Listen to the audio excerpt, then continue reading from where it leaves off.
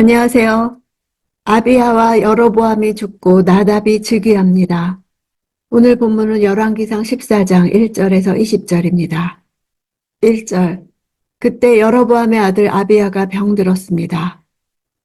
그때라는 것은 앞부분과 연결되며 여로보암과 북이스라엘 백성들이 죄에서 결코 돌이키지 않는 영적 상태일 때를 말합니다. 하나님의 사람의 경고와 표적과 그의 죽음을 통해 심판의 엄정함을 강조했음에도 불구하고 여로보암이 돌이키지 않는 바로 그때 이루어지는 사건을 다루고 있습니다.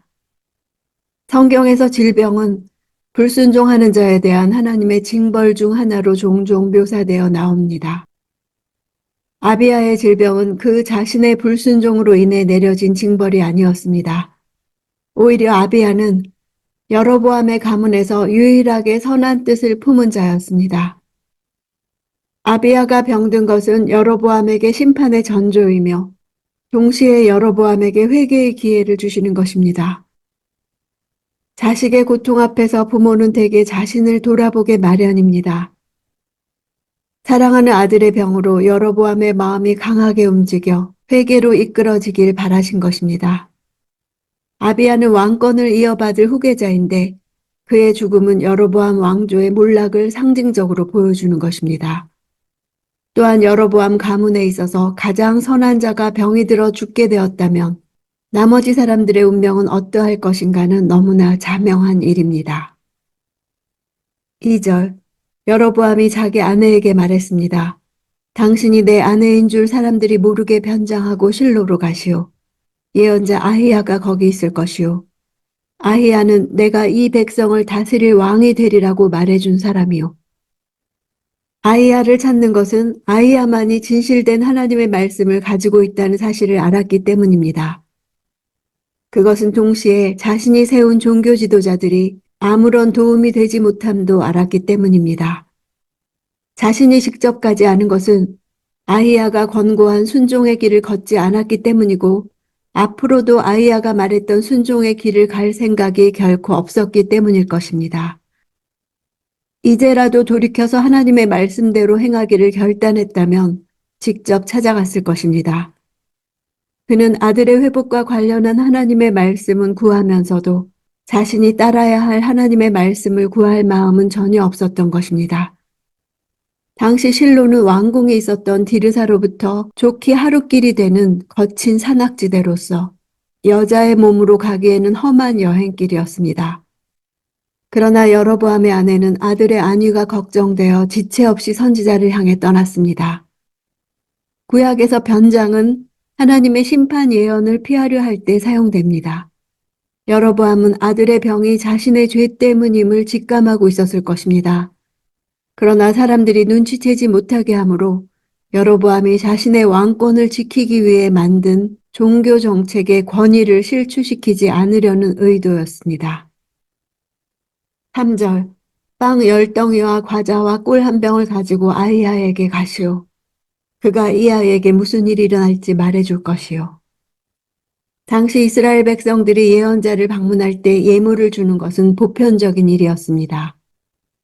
여로보암이 말한 예물의 품목과 분량은 일반적으로 가난한 농가의 여인들이 드리던 정도로 왕비가 아닌 평범한 여인인 것처럼 속이기 위한 것이었습니다.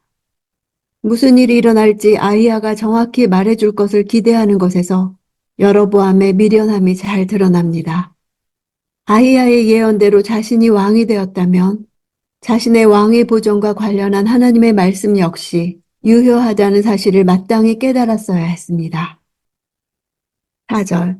그리하여 여로보암의 아내는 여로보암이 말한 대로 준비하고 실로에 있는 아히야의 집으로 갔습니다. 아히야는 나이 때문에 눈이 침침해져 앞을 잘 볼 수 없었습니다. 나이 때문에 눈이 어두워 잘 볼 수 없었다는 표현은 사무엘서의 엘리에게 동일하게 나오는 표현입니다. 자연스럽게 한나의 이야기를 연상하게 합니다. 자식의 문제를 안고 찾아가는 여인, 실로라는 동일한 공간적 배경 등 두 사건의 비교를 통해 여로보암 가계의 비극이 더욱 부각됩니다. 한나는 자신이 기도하는 것도 분별하지 못하는 엘리의 입을 통해 자식에 대한 기쁜 소식을 얻지만 여로보암의 부인은 자식이 죽는다는 소식을 듣게 되는 것입니다. 9절. 너는 너보다 앞서 살았던 모든 사람들보다 더 악을 행했다. 내가 너 자신을 위해 다른 신들을 만들고 우상을 빚어내 진노를 자아내고 나를 내 등 뒤에 버렸다. 여로보암이 앞서 살았던 모든 사람들보다 더 악을 행한 핵심은 우상을 만든 것입니다. 너 자신을 위해라는 것은 그가 확산시킨 우상 숭배라는 악행이 그 자신만을 위한 이기적 욕심에서 비롯된 것임을 보여줍니다. 등 뒤에 버렸다에서 버렸다는 단어는 제사를 위해 짐승을 잡은 후 그 몸속에 있는 더러운 것을 정해진 장소에 던져버릴 때, 전쟁에서 패한 병사들이 도망가기 위해 불필요한 옷들을 길에 버려두고 도주할 때, 하나님이 악인들을 땅에서 몰아내실 때 사용된 단어입니다. 따라서 어떤 대상을 버려야 할 무가치하고 더러운 것으로 여기는 것을 의미하는 단어입니다. 등 뒤에 버리는 것은 이제 더 이상 그 어떠한 관심도 가지지 않고 완전히 무시하겠다는 강력한 의지를 표현하는 것입니다. 하나님께서 여로보암으로 인해 있을 수 없는 모욕과 경멸을 받으셨다는 것을 나타냅니다. 10절. 그러므로 내가 여로보암의 집안에 재앙을 내리겠다. 내가 종이나 자유인을 가리지 않고 이스라엘에서 여로보암에게 속한 남자를 모두 끊어버릴 것이다. 내가 쓰레기를 불로 태우듯 다 태워 없애기까지 여로보암 집에 남은 사람들을 없애버릴 것이다. 하나님의 말씀은 여로보암이 최악의 것이라고 예상했던 아들의 죽음은 장차 임할 온갖 재난과 비교할 때 오히려 작은 것으로 여겨질 만한 것이었습니다. 아들의 죽음뿐만이 아니라 그의 가계의 멸절과 북이스라엘의 멸망으로까지 확장되었습니다. 여로보암에게 속한 남자라는 단어는 실은 벽의 소변을 보는 자라는 뜻입니다. 이 단어는 남자를 가리키는 매우 회화적이며 속어적인 표현입니다. 하나님이 이런 표현을 사용하신 것은 여로보암이 행한 죄악과 관련해 그가 속한 가문에 대한 멸시의 표현으로 이해할 수 있습니다. 쓰레기를 불로 태우듯 이란 표현에도 하나님의 극단적인 혐오감이 드러나 있습니다. 마치 사람이 배설물을 처리하듯이 하나님께서 여로보암의 가계를 더럽고 부정한 것으로 여겨 처리하실 것을 표현하고 있습니다. 13절. 그러면 온 이스라엘이 아이를 위해 애곡하고 그를 묻을 것이요. 그 아이는 여로보암에게 속한 사람들 가운데 무덤에 묻힐 유일한 사람이요. 여로보암의 집에서 이스라엘 하나님 여호와가 보시기에 선한 것이 그 아이에게 있기 때문이요. 아비야가 병으로 인해 죽게 될 이 일이 그에게는 오히려 자비로 주어진 것이라는 사실은 여로보암에 대한 하나님의 심판이 얼마나 엄중할 것인가를 선명하게 부각시킵니다. 유대교 랍비 전승에 의하면 아비야가 절기를 지키러 예루살렘으로 가는 백성들을 저지하라는 부친의 명령을 어기고 오히려 길에 세운 장애물을 치워주었다고 합니다. 여호와가 보시기에 선한 것이 있는 곳에는 심판에 대한 다른 대안이 있습니다. 14절. 또 여호와께서 이스라엘을 다스릴 왕을 직접 일으키시면 그 왕은 여로보암의 집을 끊어버릴 것인데 그날이 바로 오늘이요. 그 왕은 북이스라엘의 3대 왕인 바하사입니다. 그는 여로보암이 죽은 후 그의 아들 나답이 왕위에 오른 지 2년 만에 반란을 일으켜 여로보암의 전 가문을 몰살시키므로 여로보암 가문에 대한 하나님의 심판을 성취하는 도구로 사용됩니다.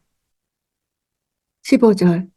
여호와께서 이스라엘을 치셔서 마치 갈대가 물속에서 흔들리는 것처럼 만드실 것이요. 여호와께서는 이스라엘을 그 조상들에게 주신 이 좋은 땅에서 뽑아내 유프라테스 강 너머로 흩으실 것이요. 그들이 아세라 목상을 만들어 여호와를 진노하게 했기 때문이요.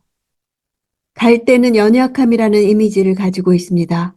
굳세게 서 있지 못하고 연약하게 앞뒤로 흔들려 요동하는 모습을 표현하는 것으로 이스라엘이 강대국들 사이에서 약소국이 되어 약한 바람조차 막을 수 없는 허약한 국가가 될 것을 보여줍니다. 실제로 북이스라엘은 이 예언이 주어진 지 약 187년 후 19대 왕인 호세아를 끝으로 주전 722년에 아수르에 의해 멸망당하여 유프라테스 강밖 아수르로 끌려가게 되었습니다. 흩는다는 단어는 키질하다, 까부르다라는 뜻입니다. 15절은 시각적 이미지를 극대화하므로 하나님의 심판을 실감나게 묘사하고 있습니다.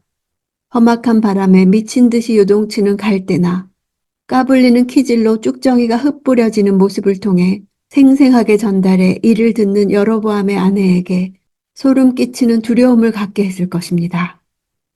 구약에서는 아세라에 대한 언급이 많이 나타나는데 이것은 아세라 숭배가 여호와 종교의 강력한 경쟁자였다는 것을 뜻합니다.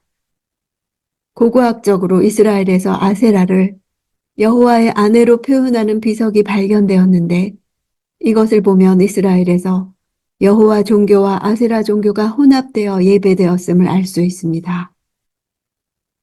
20절 여로보암이 22년 동안 다스린 후 조상들과 함께 잠들고 여로보암의 아들 나답이 그 뒤를 이어 왕이 됐습니다. 여로보암은 유다 왕 아비야와의 전쟁에서 하나님을 의지한 유다 왕에게 비참하게 패하여 베델마저 빼앗기는 패전의 수모를 겪은 후 여호와의 치심으로 결국 고통 가운데 죽었습니다. 나답 역시 아버지 여로보암의 우상 숭배 정책을 그대로 유지하고 회개하지 않아 결국 2년 뒤 바하사에 의해 비참한 죽음을 맞이하게 되었습니다. 하나님께서는 여로보암이 우상을 빚어 하나님의 진노를 자아냈다고 하십니다. 사무엘서에서 분인나가 한나의 마음을 격동케 한 것과 같이 여로보암이 우상을 만들어 하나님 자신을 괴롭게 했다는 사실을 말씀하신 것입니다. 사실 아들의 병으로 인하여 애타하면서 여로보암은 자신을 향한 하나님의 마음을 읽을 수 있어야 했습니다. 자신의 아들이 아픈 것이 그의 마음을 괴롭게 한 것처럼 그들의 죄악된 행위가 하나님의 마음을 괴롭게 한다는 것을 깨달아야 했던 것입니다. 하나님의 안타까운 마음을 읽고 회개했다면 북왕국의 미래는 달라졌을 것입니다. 오늘 나를 향한 하나님의 애타는 탄식과 슬픔을 느낄 수 있다면 나의 미래도 달라질 것입니다.